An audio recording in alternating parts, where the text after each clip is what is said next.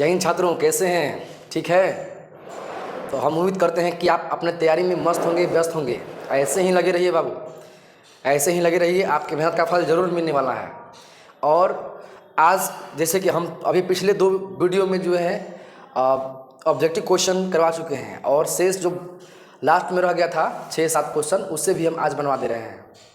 इसके बाद एक बेहतरीन टेस्ट लिया जाएगा, ऑफलाइन मोड में जो क्लास में चलता है उसमें बेहतरीन टेस्ट लिया जाएगा, और उस टेस्ट में जो सबसे बेहतर परफॉर्म करेगा उसको इनाम दे करके और उसको पुरस्कृत किया जाएगा, और उसे जो है आगे क्वेश्चन के लिए भी उसको प्रोत्साहित किया जाएगा। ठीक है, चलिए हम अब चलते हैं अपने क्वेश्चन पर। क्वेश्चन नंबर 36 नंबर रह गया था।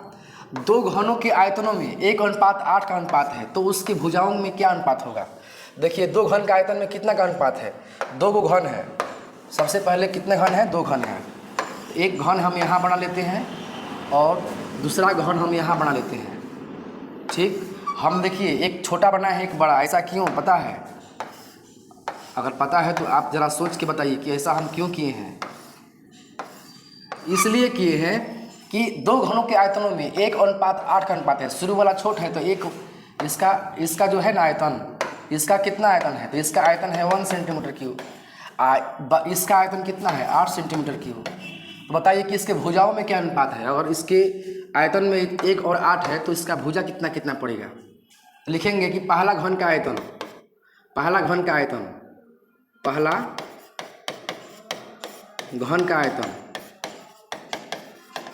बटे में दूसरा घन का आयतन। बताइए पहला घन का आयतन कितना है? 1। दूसरा घन का आयतन कितना है? 8। अब इसी को हल कर देना है। घन के आयतन बराबर भुजा क्यू, इसका भी भुजा क्यू। ए को हम इसको मान लेते हैं, दूसरा को बी मान लेते हैं। पहला घन का भुजा ए, दूसरा घन का भुजा बी मान लेते हैं, तो इसका हो जाएगा बी क्यू। यानी कि इस क्यू को कर लेते हैं, ऐसे कर सकते हैं क्या? ए और बी का होल क्यू, क्योंकि दोनों पर क्यू है तो इसको होल क्यू कर लिए। 1/8 घन है तो क्या बनेगा? घनमूल। 1/8 के घनमूल क्या होगा? 1/8 के घनमूल होगा 1 का क्यूब करने पर कितना आएगा? 1 का क्यूब करने पर 1 आएगा। 8 को तोड़ेंगे तो कितना आएगा? 2 गुने 2 गुने 2। तो इसका घनमूल लेंगे 3 में से 1। 8 के घनमूल होगा कितना? 2। A/B, यानी 1:2 आएगा किसका? A/B का मान 1:2। आप देखिए इसका ऑप्शन नंबर बी में एकदम शामिल है आंसर। चलिए अब इसी तरह से हम लोग बनाते हैं 37 नंबर सवाल को। 37 नंबर सवाल में दिया गया है, क्या दिया गया है?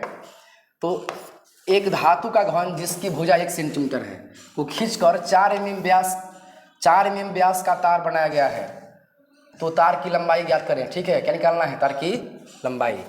तो सुनिए, धातु का घन का भुजा कितना दिया गया है? तो घन का भुजा जो है ना वो है, घन का भुजा कितना है? तो वो है 1 सेंटीमीटर। इसको खींच करके क्या इसको किस में मॉडिफाई किया गया? तो इसको तार के रूप में मॉडिफाई किया गया है। तो तार का व्यास अगर 4 mm है, कितना mm है? 4 mm। तो तार बना गया, तो तार की लंबाई ज्ञात करें। तार की लंबाई कितना होगा? तार कितना लंबा बनेगा? यानी घन को किस में चेंज किया गया? तार में। ठीक, घन को चेंज किया गया तार में। तो घन की भुजा कितना है? तो इसका भुजा है 1, और तार का व्यास कितना है? तो इसका व्यास दिया गया है 4 mm। तो mm को सेंटीमीटर में करने के लिए 10 से भागा 0.4 सेंटीमीटर, यानी कि ये व्यास हो गया ना।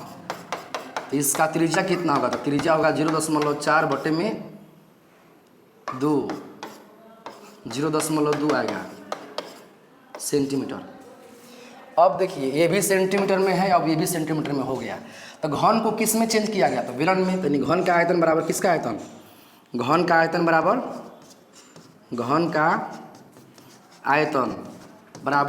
बेलन का आयतन। घन का आयतन होता है भुजा क्यू 1 क्यूब, बेलन का आयतन πr² इंच। ठीक, 1 का क्यूब 1, पाई के मान 22/7। इसका आंसर पाई के रूप में दिया है क्या?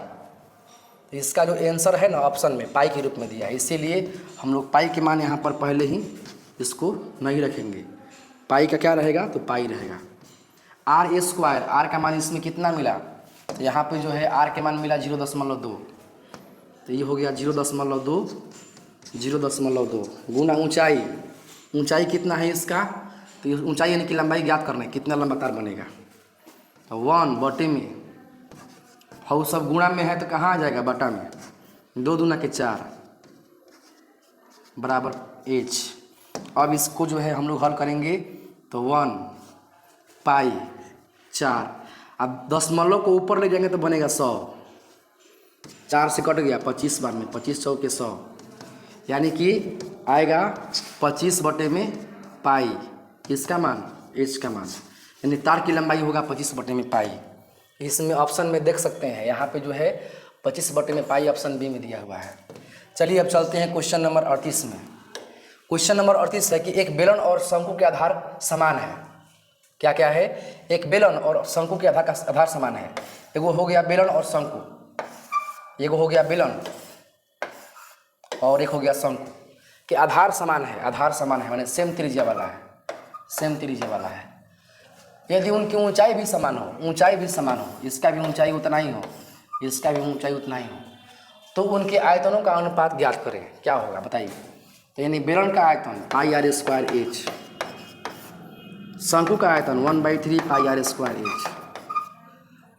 अगर ऐसा है दोनों सब कुछ सेम है, ऊंचाई त्रिज्या सब सेम है, सब कट जाएगा, 1 बटे में 3, लंगड़ी भिन्न उल्टा हो जाएगा, 3/1, 3:1 आंसर, यानी 3:1 जो है ये आंसर हुआ ऑप्शन नंबर डी में। चलिए फटाफट चलते हैं क्वेश्चन नंबर 39 में। यहाँ पर यदि किसी घनाभ की लंबाई चौड़ाई ऊंचाई एच हो तो घनाभ का आयतन क्या होगा। तो घनाभ का आयतन तो सब जानता है, सिंपल है, घनाभ का आयतन L गुने B गुने एच, यानी इसका हो जाएगा ऑप्शन नंबर ए। ठीक, अब आर त्रिज्या के गोले का आयतन होता है, तो गोला का आयतन क्या होता है 4/3 pi r cube, option number A 4/3 pi r cube. एक घन का संपूर्ण पृष्ठीय क्षेत्रफल इतना है, तो इसका आयतन क्या होगा। तो घन का संपूर्ण पृष्ठीय क्षेत्रफल क्या होता है, घन का संपूर्ण पृष्ठीय क्षेत्रफल जो होता है ना वो होता है 6 गुने भुजा स्क्वायर, और इसका मान दिया है कितना 216, 6 गुना भुजा स्क्वायर, तो 216 बटे में 6 कटेगा 36 बार में, ठीक है। तो 36 वर्ग है तो वर्गमूल, यानी 36 का वर्गमूल कितना होगा, तो 6 सेंटीमीटर होगा इसका किसका मान, भुजा के मान। लेकिन इसका क्या निकालना है, आयतन न, आयतन के मतलब कि भुजा क्यू, 6 के क्यू कितना होगा 216, यानी कि इसका भी वही आएगा, जो आयतन था वही, जो क्षेत्रफल था संपूर्ण वाला वही उसका आयतन आएगा, ठीक है 216। चलते हैं अब नेक्स्ट क्वेश्चन में, क्वेश्चन नंबर 42 जो कि सबसे लास्ट क्वेश्चन है। दो बेलन के त्रिज्याओं का अनुपात 1:2 है।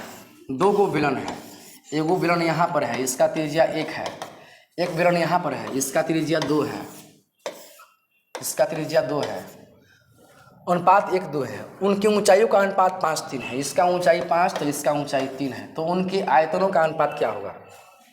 इसका आयतन पाई आर स्क्वायर एच, इसका आयतन पाई आर स्क्वायर यानी 2 स्क्वायर एच, हम शॉर्टकट कर दिए, आर स्क्वायर के मान पर 1 रख दिए, ऊंचाई के मान पर 5, पाई आर स्क्वायर एच, इसमें भी आर के मान पर 2 ऊंचाई के मान पर 3, पाई आर स्क्वायर एच, पाई से पाई कटेगा, 1 गुने 5 बटे में 2 के स्क्वायर 4 गुने 3, 5 बटे में 4 × 12, 5:12 आंसर, 5:12 ऑप्शन नंबर सी जो है इसका आंसर होगा, ठीक है।